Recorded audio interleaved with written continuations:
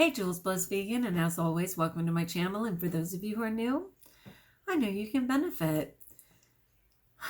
So people, the icon for this video, day 4 of Charles Schulz, the mastermind behind Charlie Brown and Friends. This was so appropriate. It says, I've developed a philosophy. I only dread one day at a time. And that is so right. You know, years ago, like in college, I went through a couple of years in a row where I kept getting injured right around Valentine's Day. I mean, seriously, I was rear-ended by a car. I got burned in an accident. I fell and sprained both my wrists and my ankles. And it was always happening around Valentine's. And I kind of got to the point where I dreaded or feared Valentine's Day or like the whole week because, oh my gosh, what if I get hurt? Oh my gosh, what if I fall? And finally, someone reminded me that nothing ever happens the same way twice, and that I didn't have to hold this mindset of fear regarding a day. And I just love that it says I only dread one day at a time. Like, don't try and pull in the whole year, the whole week. The whole last 72 hours. Whatever the struggle is, it's only one day at a time. Isn't that brilliant? So I struggled today. So I'm going to say it's an old behavior, but to be fair, I don't know how much of it is on me. But years ago as well, when I had migraines, chronic migraines,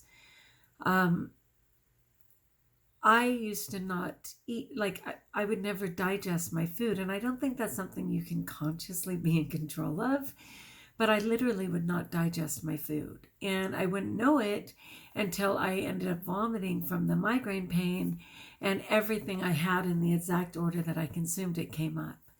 And that's when I learned two of the most painful things to vomit are spaghetti, don't even get me started, and salad. I know. I don't know if you guys are familiar. So anyway, needless to say, those migraines were from stress, but they were also from the toxic foods that I was eating. Well, I'm not eating toxic food anymore, but I did allow stress to get to me. The stress, again, of things I cannot control. So the stress of upcoming issues regarding school and the kind of unrecognized stress of my husband's surgery, which is tomorrow morning. And even though I'm a total God-fearing person, and I really believe God is on our side, he's on the case, Jesus is the surgeon, and I believe that Dale will be fine, but it has been stressing me out more than I realized. So today, I did not digest any food, and just a moment ago, sadly, I was vomiting up everything I consumed today, which was very painful, including lettuce, which I know it's a little TMI, I'm sure, but if I was looking like this and you're like, Jules, have you been crying, or what happened to your eye right there? I'd love to know myself. All I know is that, like so many years ago, I had my head in the toilet and it was not pretty. Unlike years ago, where I would have been so sick and just had to lay down and either in a dark room for a migraine or pass out for alcohol or whatever, that wasn't the case. When I was done vomiting, I was able to clean up after myself, clean the bathroom, and even come to my JBV community. And I am drinking just lovely warm water, not even tea, just warm water to calm my stomach. So it is a different time, but I hate vomiting, hate it. And yet I appreciate my body's desire and ability to say this doesn't work for us. Another thing is, when I used to vomit, especially, and this was literally projectile vomiting, where I'd have to heavily breathe in between, my asthma would be so bad that I would be like scared to death that I was going to pass out. And I didn't know how I could hurry up and get my inhaler in between all of the mess and stuff. And even though this was just as bad, and thank you so much to my husband who was right there for me with the wet towels and everything else, my asthma was not a story.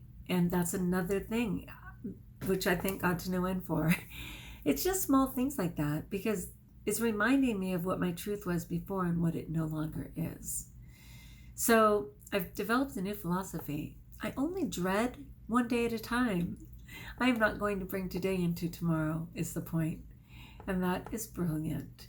So, all right, my friends, if you're a prayer person, pray for my husband, that it's an amazing, successful surgery and that he has a very prompt and efficient recovery. He's such a beautiful person. But yeah, it always brings up stuff because, like, we had to fill out, the little form of who's your next person and do you want to be on, life-saving measures. And there was just like a lot of stuff, right? And I didn't realize how bad it was getting to me until I did. Okay, if you like, join us. If you haven't subscribed, let me know in the comments below if you can relate at all. Oh my goodness, I would love that. And if you need me to pray for you, I'm all in. And until we talk again, best of all, know that I'm recognizing my blessings and that I hope you're blessed.